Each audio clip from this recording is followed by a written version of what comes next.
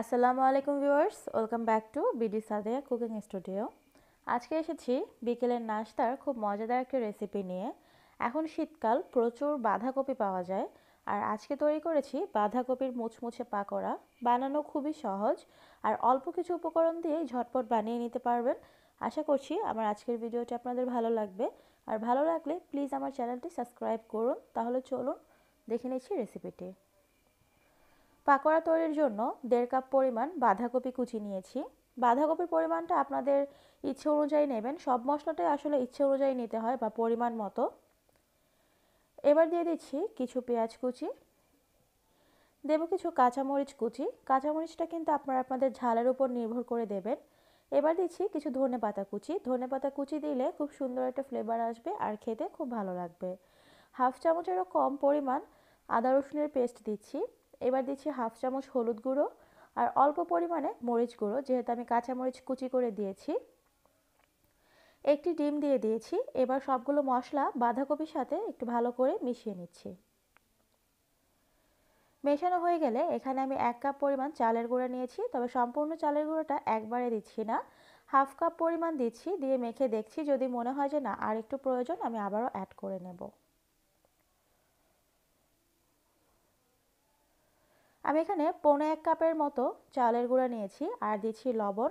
এবার লবণ দিয়ে খুব ভালো করে মিশিয়ে আমি একটা সাইডে রেখে দিচ্ছি 10 মিনিটের জন্য। 10 মিনিট পরে আমি এটাকে ভেজে তুলে নেব। ভাজার জন্য চুলায় প্যান বসিয়েছি। প্যানটা গরম হয়ে গেলে এবার দিয়ে দিচ্ছি পর্যাপ্ত পরিমাণে রান্নার তেল। তেলটা গরম হয়ে গেলে বাঁধাকপি পাকোড়া তৈরির জন্য যে মিশ্রণটা আমি তৈরি করে রেখেছিলাম হাত দিয়ে আর একটু ভালো করে মেখে নিচ্ছি। এবার মিশ্রণ থেকে পাকোড়ার সাইজ করে অল্প অল্প করে আমি তেলের মধ্যে দিয়ে দিচ্ছি। সবগুলোই দিয়ে দিয়েছি, কারণ ফ্রাই প্যানের মধ্যে জায়গা হয়েছে। তবে আপনাদের ফ্রাই প্যান যদি ছোট থাকে একসাথে সবগুলো দিতে যাবেন না, এতে করে ভেঙে যেতে পারে বা ঠিকমতো ভাজা নাও হতে পারে। চুলার আঁচটা মিডিয়াম টু লোতে রেখে আমি ভেজে নিচ্ছি, কারণ বাঁধাকপিটা কিন্তু আগে থেকে সেদ্ধ করে নেইনি, কাঁচা বাঁধাকপি, তাই একটু মিডিয়াম টু লোতে রাখতে হবে যেন সেদ্ধ হয় বাঁধাকপিটা। এক পাশ যখন এরকম লাল করে ভাজা হয়ে যাবে তখন আমি উল্টে দিচ্ছি। চামচ দিয়ে উল্টালে সুবিধা, কারণ এতে করে ভেঙে যাওয়া বা একটার সাথে আরেকটা লেগে যাওয়ার কোনো চান্স থাকে না। মিডিয়াম টু লোতে রেখে আবারও আমি আরেক সাইড ভালো করে ভেজে নিচ্ছি। ভাজা হয়ে গেলে আপনারা দেখতে পাচ্ছেন দুই পাশে কিন্তু লাল করে ভাজা হয়েছে।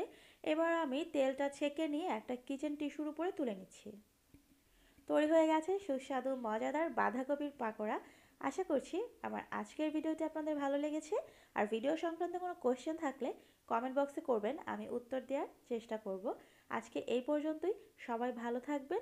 আল্লাহ হাফেজ।